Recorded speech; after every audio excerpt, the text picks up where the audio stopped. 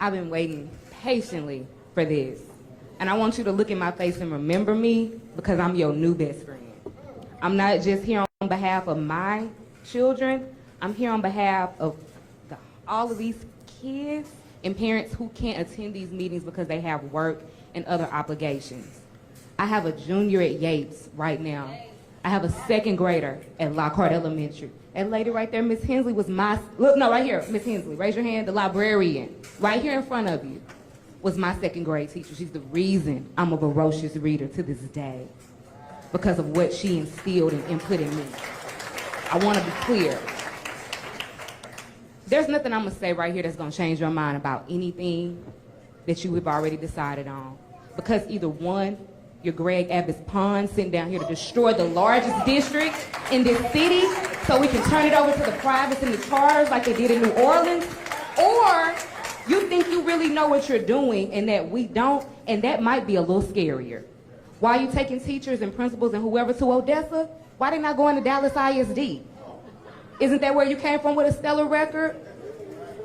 That is my former school board representative right there who I voted for to do a job, to hire the superintendent. We've hired 2 in the past few years. Were you ever in the running?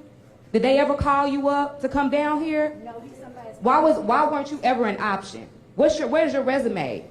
Because I see the smugness in your face and I hear the facetious little answers. I'm not gonna be certified, I'm not gonna.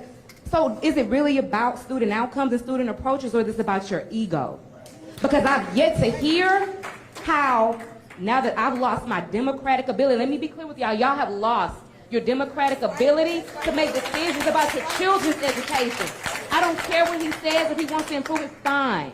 But we have the right as parents, community members, if you pay property taxes, even if you don't have kids in this district, you should care about what's going on. Like I said, I'm a product of HISD. I don't have a lot of questions, it's mostly commentary. But I also was a union rep for HFT for 5.5 years.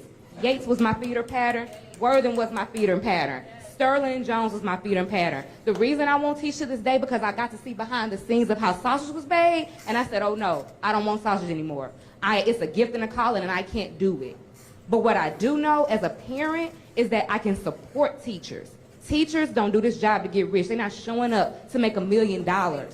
And to stand over them and script lessons and treat them as if they're not professionals. So let me be clear, teaching is a profession. They go to school and get a degree. They also take a certification, something that you haven't done for your own career. They've done that, period. Let me be clear. Firing 3 principals a month before school, not student-centered approach. My major question is, when are you leaving? My second question is, when you ultimately fail us, because you will, I can guarantee it, how do we then get you up out of here? Because I will be leading the charge. You don't have to answer me. I would prefer you not. But what I would love to hear today is how parents are being brought to the table. Because I would love a parental advisory board for HISD so I can talk to you face-to-face, one-on-one. Because I don't know these people who have been appointed to represent me and my children and my community. Haven't met them. Y'all might be very fine people, but it's a reason you didn't get yourself out there and run an election and win. And let me be clear with y'all again. We have lost a right. This is an attack on our city because we are Houston, Texas, a big blue dot in a very red state. We are being punished. It's the same reason there are judges who won their democratically elected seats who are being sued today by the very same people who are supporting this takeover. I know I'm over time, that's fine, because you talked for a real long time, and I'll be done after this today. And y'all can go ahead and take me on out of here, that's fine. Ruth Kravitz, can you please raise your hand? If you want to get into this fight, can you please stand up? If you want to get into this fight, and you care about these kids, you care about these communities, go talk to Ruth Kravitz. Because when you leave, it's going to be us picking up the pieces. Let me tell you.